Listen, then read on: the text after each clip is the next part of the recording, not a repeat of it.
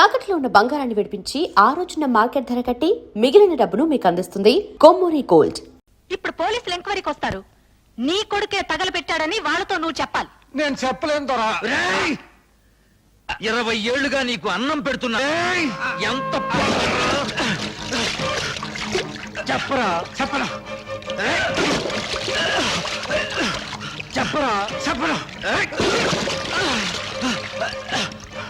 చెప్పరా చెప్పకపోతే చస్తావురా కొడక. నా కొడుకు కోసం నేను చస్తాను. నేను చెప్పను. ఏంటయ్యా ఆడుతూ ఆటలు చంపే.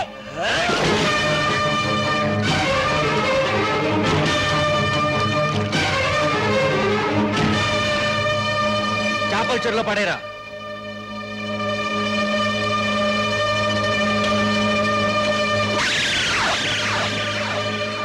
పాపం 20 ఏళ్లుగా పనిచేస్తున్నాడు. చేపల కూర తినాలని చెప్పుంటే ఆయనతో చెప్పి ఇప్పించేదాన్ని కదా. అసలు ఈత రానోడు చెరువులో దిగడం ఏంటి బావా? అదే పాపం. దుర్యోధన గారు నాకు తెలియక అడుగుతానండి.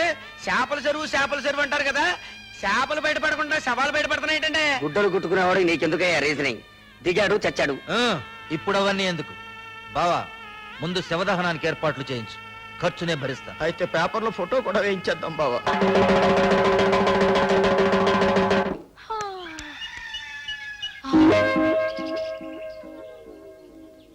వీడు లేలే.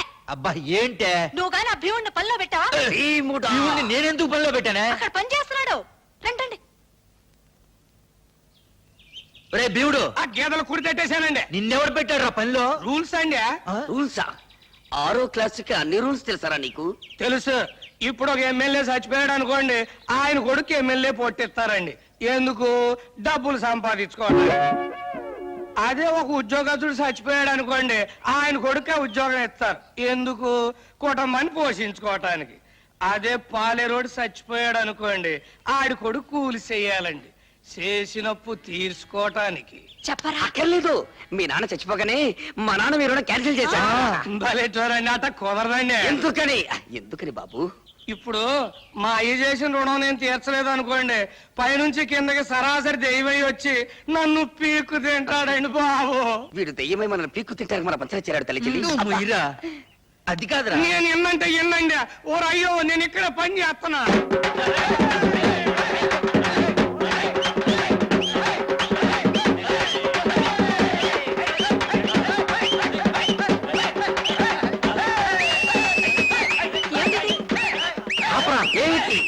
ఏమిటి డప్పు? అయ్య బాబు ఏమిటి డప్పు అని ఇప్పుడు అడుగుతున్నావు? డప్పు కొట్టడం మొదలెట్టినప్పుడే నేను అడిగా, చెప్పలేదు. ఏమిటమ్మా ఆలస్యం? ముహూర్తం దాటిపోతుంది, త్వరగా కానివ్వండి. ఏంటిది? అయ్యో, అబ్బా అబ్బా అబ్బా, ఏమిటి ఇదంతా? కానీ అయ్యో ఏంటండి? హారతి గై కొనుమా. ఏమిటి తతంగమంట? ఒరే భీముడు, నీకేమన్నా తెలుసంట్రా? తెలుసండి. ఆ? మా గూడెంలో పోలేరమ్మ జాతరలు చేస్తాం కదండి, చేస్తారు. అప్పుడు దొన్నపోతుని వేస్తాం కదండి, చేస్తారు. ఇట్టాగే పూజలు చేస్తామండి. అబ్బా, కరెక్ట్ గా చెప్పావు భీముడు. మీ అబ్బాయి తగలబెట్టిన ధాన్యం ఖరీదు 15 లక్షల రూపాయలు. అది ఇచ్చినా సరే, 5,000 ధాన్యం బస్తాలని మిల్లులోంచి తోలించినా సరే, 24 గంటల్లో ఇప్పుడు జరిగిన పూజకు అప్పుడు బలి జరుగుతుంది. డబ్బు కట్టకపోతే రేపు నువ్వు సూర్యుడిని చూడవు, సూర్యుడు నీ శవాన్ని చూస్తాడు. పదండ్రా.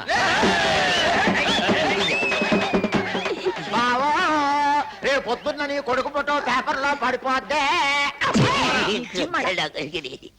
కాళ్ళ చక్రం గిర్రున తిరుగుతుంది.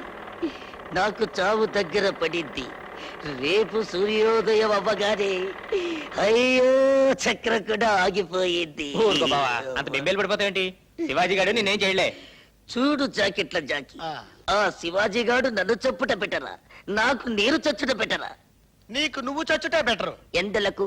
ఎందుకంటే ఇప్పుడు నీకు నువ్వు చచ్చిపోవాలనుకున్నావు అనుకో, ఫ్యాన్ గురేసుకొని చావచ్చు, చావచ్చు. రైలుకింత తడగా పెట్టి చావచ్చు, చావచ్చు. ఎలికల మంది చావచ్చు. చావచ్చు. మరీ అంత కాదనుకున్నావు అంటే సైలెంట్ మింగి ఫట్టక్ మంది చచ్చిపోవచ్చు. చచ్చిపోతాను. కానీ ఆడి నిన్ను చంపాలనుకున్నాను అనుకో, ఇప్పుడు పిచ్చి కుక్క తరుగుతారు తెలుసా నీకు? తెలీదు బాబు.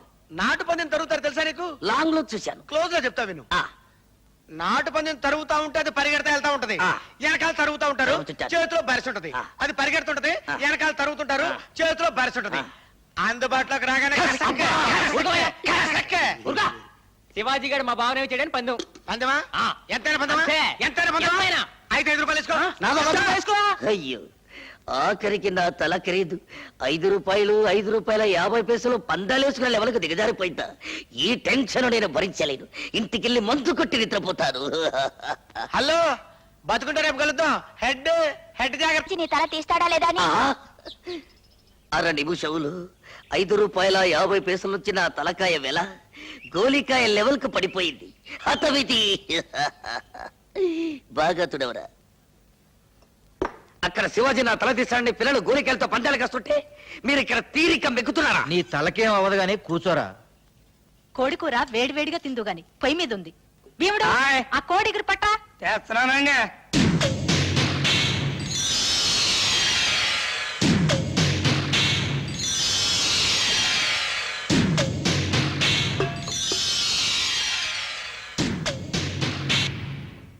ఏంటా చూపు? ఆ కూర వడ్డించు. వడ్డిస్తున్నానండి. ఆగు. ఆ కూర నువ్వు తినరా. అయ్య బాబు ఆ సాల్ కూర నేను తింటాం ఏంటండి? ఆ సాములు చంపటానికి వండిన కూర రాది. ఆడిని చంపుతున్నట్టు నాటకం ఆడి ఇంటిల్ల పాదికి విషం పెట్టి చంపమని నిన్ను ప్రయోగించారు. అందుకే వద్దని నాకు కమతం చేస్తున్నావు. ఏమిట్రా అలా నిలబడి చూస్తావు? కూర తిను. వాడు తిన్న తర్వాత మనం తింటే అది ఎంగిలి కూడు కదా తల్లి చెల్లి. నువ్వు నోరు మూయ్. తినరా. అయ్య బాబోయ్ ఇన్నాళ్ళు మా నోటికాడ కూడు దొరల తింటం చూశానండి. దొరల నోటికాడ కూడు మొట్టమొదటిసారి తినబోతున్నానండి. విధి లిఖితం. చూస్తున్నాడు, సెలెక్ట్ చేసుకుంటున్నాడు, ఇక తింటాడు. ఒక ముక్క తిన్నాడుగా, విషయం లేదేమో తల్లి చెల్లి. ఇక మిగిలింది మనం తిందాం. ఉండరా, ఇంకో ముక్కలో ఉందేమో.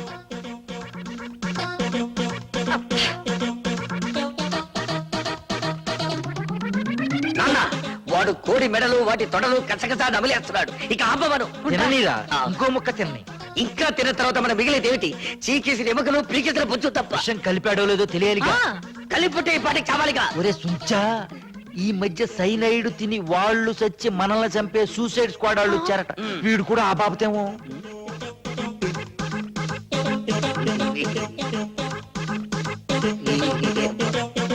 ఏమిటో మొత్తం తినేశావమ్మా?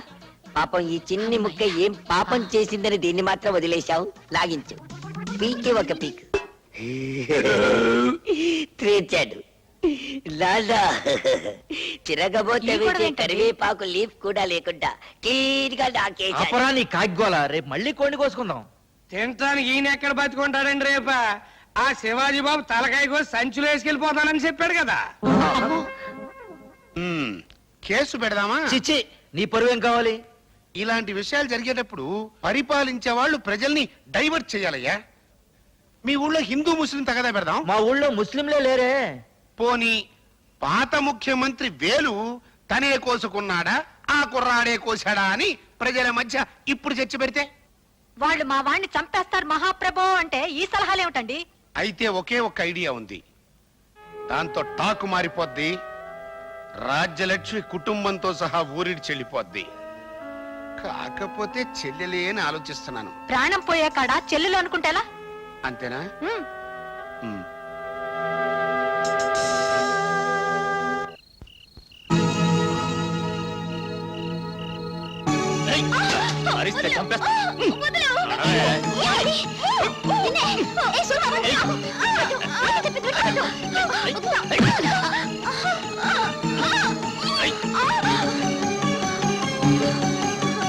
తప్పులు చేస్తున్నారని నోళ్లు పారేసుకుంటున్నా ఆ రాజ్యలక్ష్మి ఆవిడ కొడుకు నోరు మూసుకునే రోజు వచ్చింది. వంకర మాటలు ఎందుకు? తిన్నగా చెప్పు. తిన్నగా తలుపులు తీసుకుని లోపలికి వెళితే నీ కూతురు మా అన్నయ్య కొడుకు సూరితో కులుకుతూ కనిపిస్తుంది. నా పెళ్ళాం నిజం చెబితే చెయ్యి చేసుకుంటావా? ఆ చెయ్యి విరిచేస్తే ఏం చేస్తావే? నీ తలకాయ తీసుకుపోతా. ఫు! నీ చెల్లెలు లోపల కులుకుతోందో లేదో తేల్చుకోరా.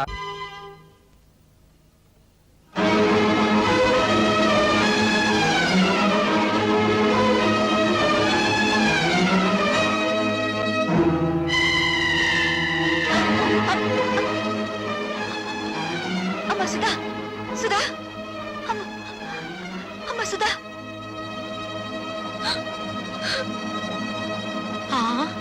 కళ్ళు తిరిగి పడిపోయిందంటే బహుశా నెల తప్పిందేమో.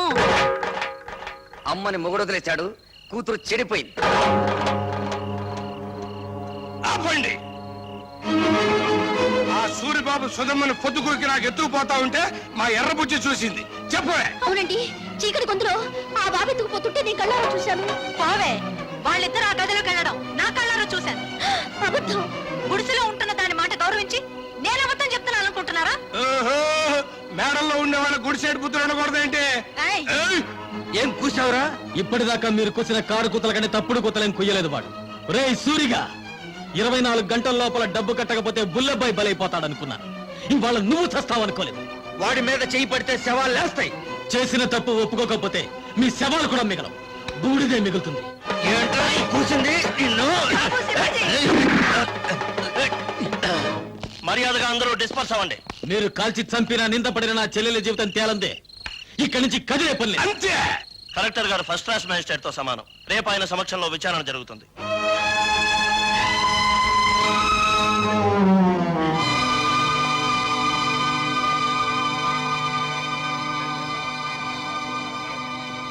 సర్పంచ్ అలా కలెక్టర్ గారికి కేసు ఎవరించు. నాకు తెలుసు. నీ పేరేమిటమ్మా? కలెక్టర్ గారు ఈ ఊరికి కొత్తగా వచ్చారు. నీ పేరు తెలీదట? చెప్పమ్మా. ఆ పిల్ల మెంటల్ కండిషన్ ఎలా ఉందో తెలుసుకోవడానికి ప్రయత్నిస్తున్నాను.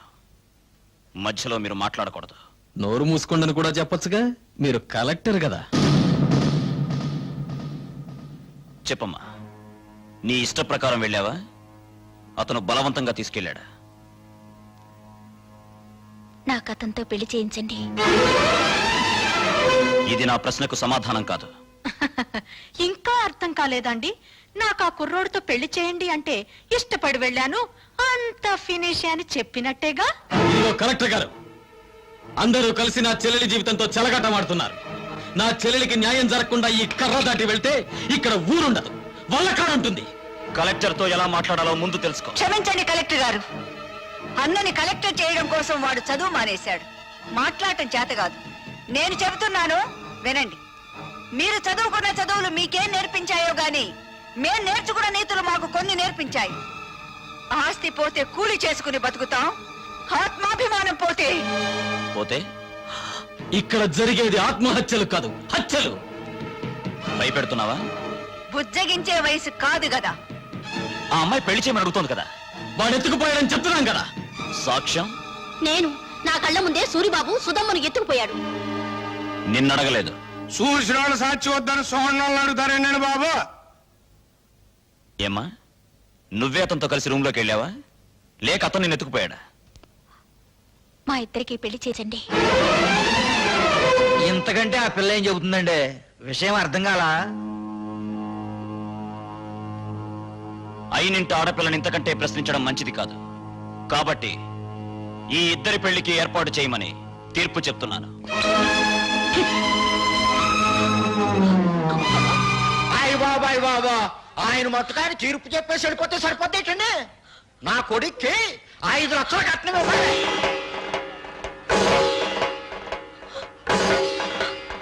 పేపర్ పాపం వాళ్ళు ఎక్కడ ఇవ్వగలరా 5 లక్షలు కట్నం? అందరూ వాటాలు వేసుకుని పెళ్లి చేద్దాం. నా వాటా 10,000. లెసపలికి తల్లి చెల్లి, నా వాట 5,000. నాన్న నీ వాట? పందిరేసుకోవడానికి తాటాకులు ఇస్తాను. రండి బాబు రండి, అందరూ చందాలు ఇవ్వండి. ఈ చెడిపోయిన దానికి పెళ్లి చేద్దాం. నా సంత 30 రూపాయలు. నా వాళ్ళ 50 రూపాయలు. నాది 40. నా సంత 60 రూపాయలు. నా వాళ్ళ 30 రూపాయలు. ఊళ్ళో తలెత్తుకోకుండా చేసావు కదా.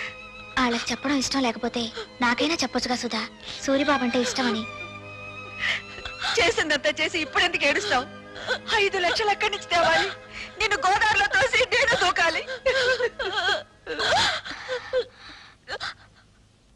ఎందుకు చేసావి పని? నేను చెడిపోలేదు.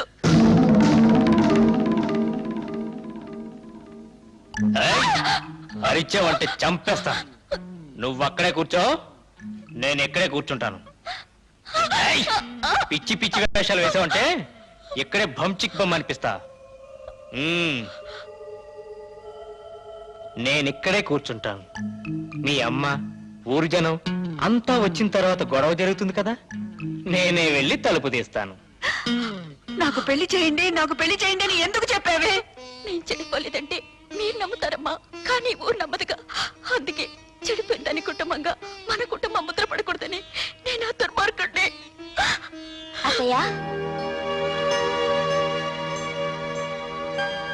సుధ చెప్పింది కరెక్ట్ అత్తయ్య.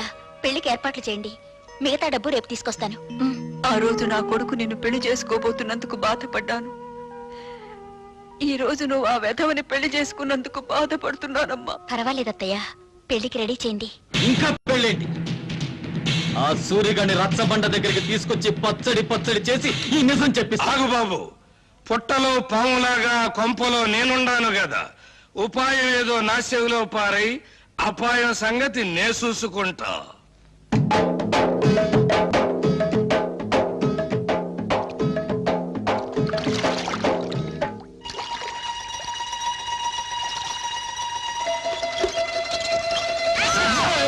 ఏంట్రా సచ్చినోడా, బాత్రూమ్ తలుపు తీసి అవతల పో. నాకేం తెలుసండి మీరు తలుపులు తీసుకుంటారని చేస్తున్నారని.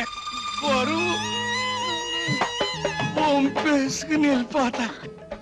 సచ్చినోడా, తలుపు మూసి అవతల పోరా. బరువు దించుకు అబ్బా, పోరా. ఛీ! పంపేసుకు. జాగ్రత్తగా తీసుకెళ్ళండి. బాయ్. జాగ్రత్త బామర్తి, అందులో ఒక్క రేకు కూడా కింద పడ్డారు వీల్లేదు. నాకెందుకో భయంగా ఉంది బావా. ఎందుకు? నువ్వు చేసిన పనికి మీ నాన్నని భంచిక్బం చేస్తాడేమోనని. నా జడ్జి దగ్గర జనైనా సరే నేను మాత్రం సాధించాల్సింది సాధించాను. బావోయ్, మనోడు వార్త గాని ఫోటో గాని పేపర్లో పడలేదు. రేయ్, నువ్వు ముయ్యకపోతే నీ ఫోటో పేపర్లో పడద్ది.